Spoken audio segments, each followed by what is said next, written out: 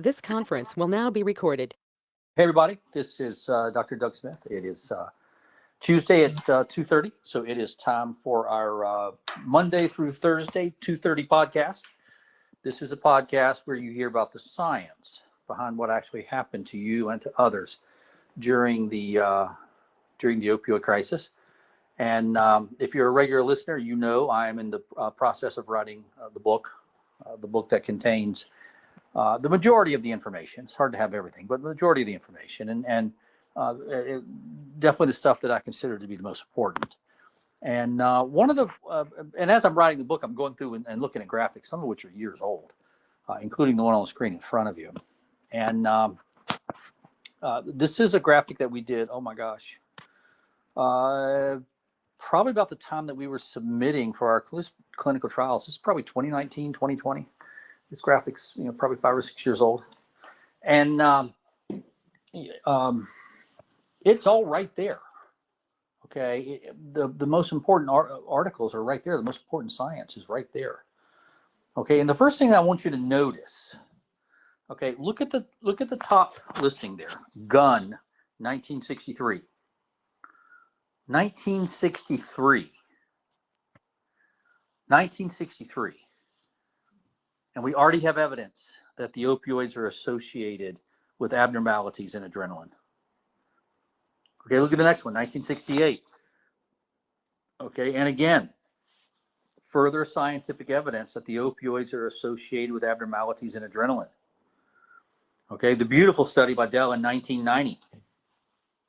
Okay, and again, further scientific evidence that the opioids are associated with dangerous changes in adrenaline. Okay, Chang confirmed the Dell's findings in 1990. Okay, and again, these are confirming dangerous changes in the adrenaline levels associated with opioids. Okay, specifically associated with opioid withdrawal. You take the opioids long enough and then you stop. You develop opioid withdrawal, which everybody's running around today like a bunch of chickens with their heads cut off, saying, "Oh, it's a mental health disorder. It's a mental health disorder with mental health." No, it's not a mental health disorder. It never was a mental health disorder. Look at the science in front of you. Real scientists had established for decades that it wasn't a mental health issue. This is an adrenaline with a dysfunction within the nervous system that oversees control of the organs, the autonomic nervous system. Okay, look at the Kinebaum study, 1998. Okay, Kinebaum did his study with humans. Okay, now, the previous studies, Gunn, Akara Brody, Dell, Chang, okay, they used mice. Okay, but it's fairly well accepted that if you find something in mice, you're going to find the same thing in humans. Okay, but you always confirm it by doing a study in humans. And so Kinebaum did the study in humans. What Kinebaum did was he took 11 volunteers from the local methadone clinic and said, "Hey, I'm an anesthesiologist. I'm going to put you to sleep. And when I put you to sleep, I'm going to give you some Narcan, which is going to put you in opioid withdrawal. I'm going to check some levels in your blood. Okay, see how you do." Okay, truth be known, Kinebaum was checking out the safety of something called ultra rapid detox, where you anesthesiologists put somebody to sleep and you hit them with Narcan, knock out all the opioid, leave their receptors bare. And Kinebaum was looking to see if it was safe, and the answer is it doesn't look like it's very safe to me. But anyway, there you are. 1998, Kinebaum took 11 volunteers from a local methadone clinic, put them to sleep with anesthesia, and gave them Narcan, gave them naloxone, immediately put them into withdrawal. Okay, same Narcan we use on the streets. Okay, he was using it in a study, and immediately put them into withdrawal. And as soon as every single one of the individuals went into withdrawal, bam, 30-fold surge in epinephrine, adrenaline. 30-fold surge in epinephrine. All of them, not one or two, all of them. Okay, and this is not a mental health problem. You're not looking at a mental health disorder here. Okay, and look at the amount of science. Look at all the studies, and it spans decades. It was just out of the blue that the psychiatrists come up with these, no, it's a brain disease. That's what psychiatrists do. They're not scientific people. Okay, they never have been scientific people. They're never going to be scientific people. Okay, we need to stop giving them the benefit of the doubt. We need to stop treating them as if they are scientific people, because they're not scientific. Okay, they didn't have a scientific evidence to back up the statement, oh, it's brain disease. Okay, yeah, there was a study done in Italy in 1988, and it's a study that they still cite, the Daishiari study from 1988, using a very outdated method. Well, it's not a bad method, but microdialysis. You hold the mouse really still, you drill a little tiny hole in through its skull, and you insert a tiny little glass tube, you glue it in place. Okay, and that's what they did. They held the mouse really still, drilled a hole in its skull, stuck a little glass tube, little hollow glass tube, supposedly in the right place, glued it in place. Can't imagine what could possibly go wrong with that. Gave the mouse some morphine and claimed they saw a little surge in dopamine, a little surge in brain dopamine. That's their big dopamine theory of addiction, brain disease theory of addiction. Put it in Google. I mean, this is what everybody's running around saying. Okay, that was 1988. Problem is, nobody in the United States has tried to confirm that study. Okay, we spent billions of dollars, but nobody's confirmed that study. Okay, they tried to confirm it in England. Okay, Dr. David Nutt and his team.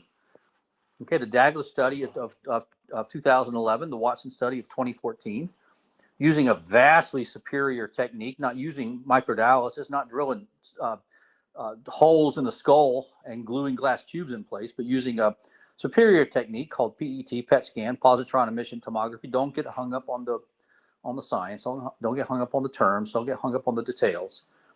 Okay, but they used a better technique. And both studies, Douglas 2011, Watson 2014, both studies showed the same thing. Okay, and these were studies done with humans, not mice, done with humans. And both studies showed the same thing. You give a human a dose of an opioid, there is no surge in brain dopamine.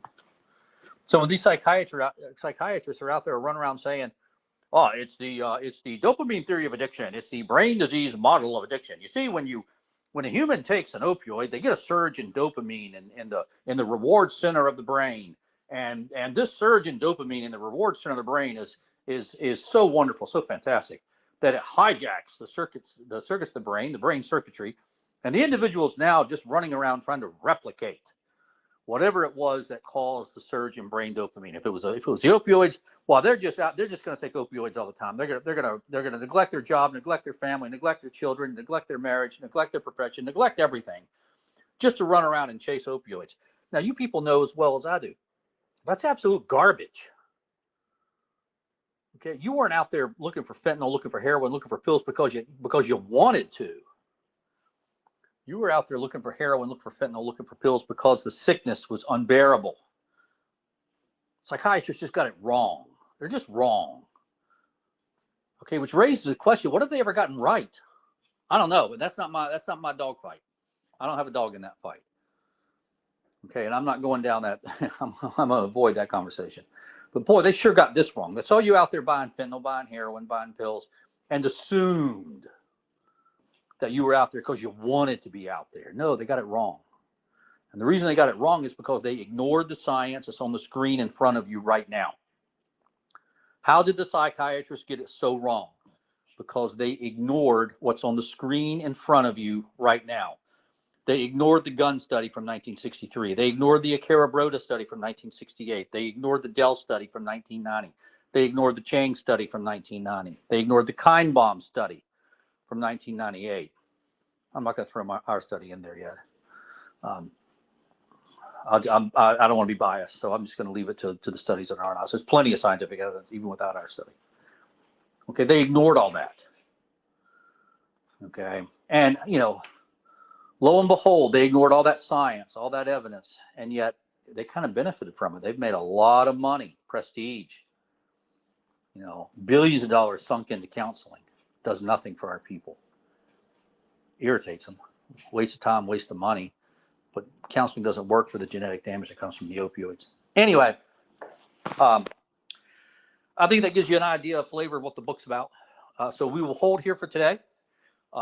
Please like and subscribe us. Please post this podcast on your social media, everybody else's social media. Let's get the word out there. I'm going to go back to work on the book. For those of you who were asked about our dog, I told you yesterday I was at the vet. Millie's been with us coming up on 16 years.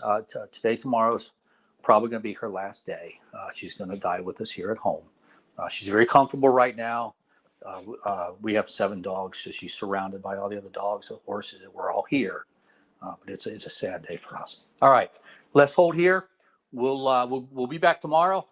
Everybody have a great afternoon. Thank you. Bye-bye.